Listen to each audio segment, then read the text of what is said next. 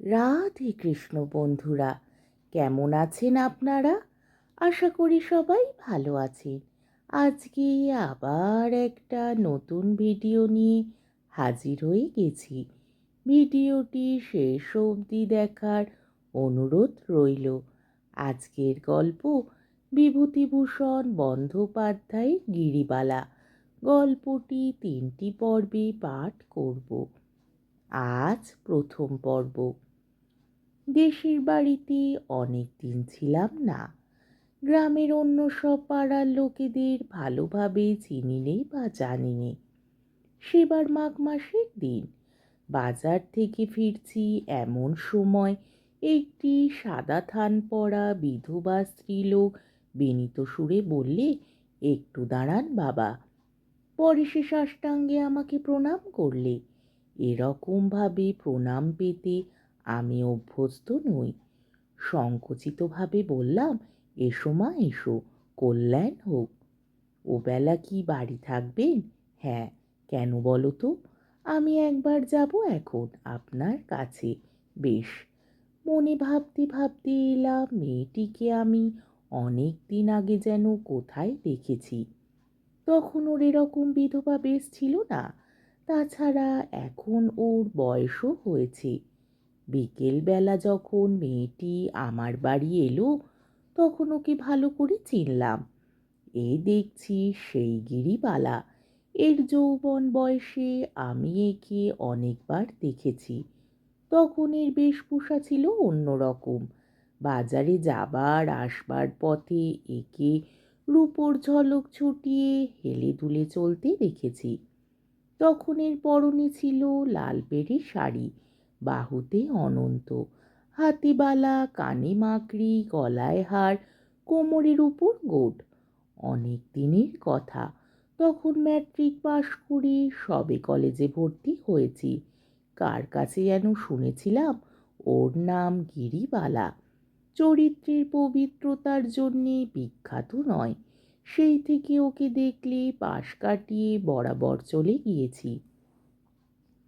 গিরিবালার দিকে ভালো করে চেয়ে দেখলাম। এখন ওর বয়স হয়েছে।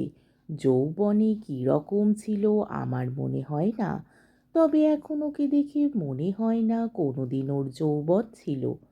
তবে রংটা এখনো বেশ ফর্সা আছে। চোখ দুটি এখনো সুন্দর। মনে ভাবছিলাম, গিরিবালার কি দরকার আমার কাছে? আমি তো কোনোদিন ওর সঙ্গে একটা কথাও বলিনি। আমাকে কি করেই বা ও চিনলে? আমাকে এই গ্রামে অনেকেই চেনে না, কারণ বহুদিন অনুপস্থিতির পরে আবার দেশে ফিরেছি। ছেলেবেলায় যারা আমায় চিনত তাদের মধ্যে অনেকেই এখন বেঁচে নেই। গিরিবালা যদিও সেই সময় মানুষ, কিন্তু ও আমাকে জানতো না বা চিনত না সে সময়। ওর বসবার জন্যে পিঁড়ি পিতে দিয়ে আমার স্ত্রী চলে গেলেন। আমি বললাম, তোমার নাম গিরিবালা না? হ্যাঁ বাবা। তুমি আমাকে চেনো? আপনাকে এ দেশে কি বা না চেনে? সে কথা বলছি নে। তুমি আগে আমাকে দেখেছিলে?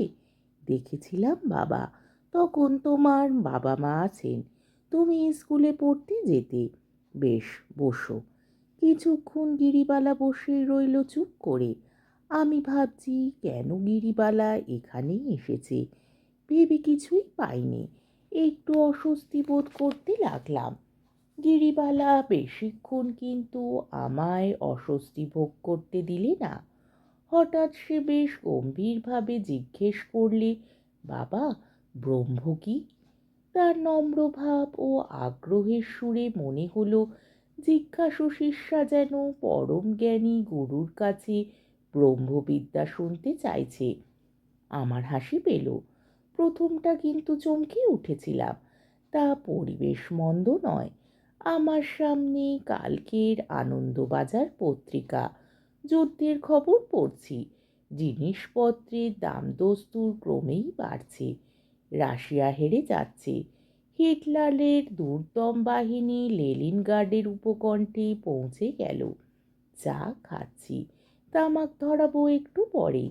আর ভাবছি কাল ডাকঘর থেকে কিছু টাকা না তুললে হাট বাজার হবে না। এমন সময় সাবেক দিনের কুচরিত্রা স্ত্রীলোক গিরিবালা আমার কাছে জিজ্ঞেস করছে কি না ব্রহ্মের কথা। তাই না হয় বাবু জিজ্ঞেস করো দেশের খবর, আজকালকার খবর। যেমন গদাই পাড়ুই আমাকে মাছ দিতে এসে জিজ্ঞেস করে, দাদা ঠাকুর যুদ্ধের খবরটা কি? মনে মনে চটে যাই, সে খবরে তোর কি দরকার? জার্মানি কোথায়, হিটলারকে জানিস সব? ইউরোপের ইতিহাস পড়েছিস? তবে যুদ্ধের খবরে তুই বাপু কি বুঝবি? গদাই পাড়ুই তবু পদে ছিল। যুদ্ধের খবর জিজ্ঞাসা করা এখন কিছু আশ্চর্যের ব্যাপার নয়, সে আজকালকার সবাই করে থাকে। কিন্তু এ বলে কি, আর ব্রহ্ম কি জিজ্ঞাসা করবার উপযুক্ত গুরু কি সে খুঁজে খুঁজে বার করেছে? প্রশ্নটা চাপা দেবার জন্যে বললাম, তুমি আজকাল থাকো কোথায়? গিরিবালা বৈষ্ণবোচ্চিত দীনতার সঙ্গে বললে, বাবা আজকাল আশ্রম করেছি বাজারের পেছনে, গোপাল পাড়ার মোড়ই যে বটগাছ ওর উত্তর গায়ে। ব্যাপারটা ঘোরালো হয়ে উঠছে ক্রমশ। গিরিবালা আশ্রম করেছে, এত কথা আমি কি করেই বা জানবো? না জানি ভালো করে ওর পূর্ব ইতিহাস, না জানি ওর বর্তমান জীবনের কোনো খবর। কথাবার্তা চালু রাখবার জন্যে বললাম, বটে, বেশ বেশ, একদিন তোমার আশ্রমে যাব। গিরিবালা হাত জোর করে বললে, সে সৌভাগ্যি কি আমার হবে বাবা? না না, সে কি কথা, কতদিন আশ্রম করেছ? তা বাবা বৃন্দাবন থেকে যে বছর ফিরলাম সে বছরই। শ্রাবণ মাসে বৃন্দাবন থেকে ফিরলাম, কার্তিক মাসে আশ্রম প্রতিষ্ঠে করলাম। তাহলে বৃন্দাবনেও গিয়েছে গিরিবালা? না, আগে যা ভেবেছিলাম তা নয়, ব্যাপার জটিল হয়ে উঠেছে। বললাম, বৃন্দাবনেও গিয়েছিলে? পাপ মুখে আর কি করে বলি। আর কোথায় গিয়েছ? কোথাও আর যাওয়ার দরকার হয়নি, ওইখানেই তিনি আমায় কৃপা করেছেন। আর অনর্থক তীর্থে তীর্থে বেরিয়ে কি করব? যা কাজ তা হয়ে গেল, তিনি আমায় দয়া করে সব দিয়েছেন। তিনি মানে ভগবান? না, এ দেখছি খুবই জটিল ব্যাপার, থই পাওয়া যাচ্ছে না।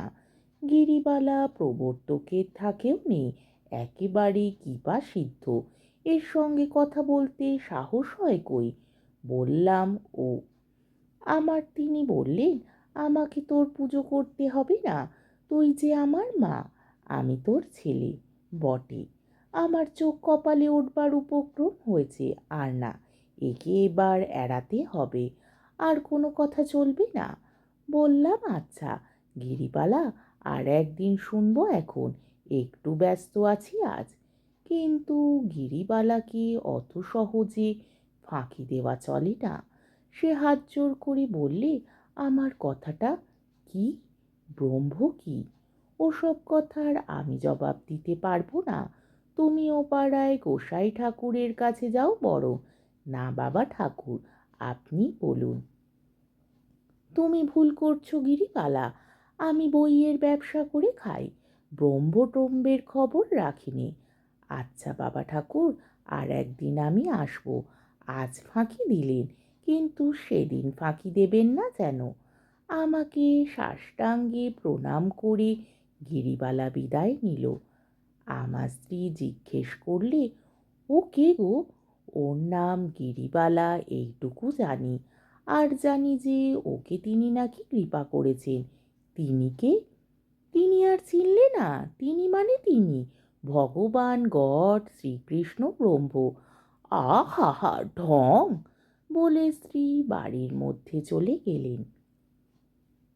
আজকের পর্বটি এইখানেই শেষ হলো। আমার ভিডিওটি যদি আপনাদের ভালো লেগে থাকে তাহলে আমাকে কমেন্টের মাধ্যমে আপনাদের মূল্যবান মতামত অবশ্যই জানাবেন, এবং আমার ভিডিওটিকে লাইক ও শেয়ার করার ও আমার চ্যানেলটিকে সাবস্ক্রাইব করারও অনুরোধ রইল। তাহলে আজকের ভিডিওটা এই অবধি। পরের দিন আবার এই গল্পেরই দ্বিতীয় পর্ব নিয়ে হাজির হয়ে যাব। ততক্ষণ পর্যন্ত আপনারা সবাই ভালো থাকবেন, সুস্থ থাকবেন, সাবধানে থাকবেন এবং আমার ভিডিওটি দেখতে থাকবেন। তাহলে আজকে আসি। রাধে কৃষ্ণ।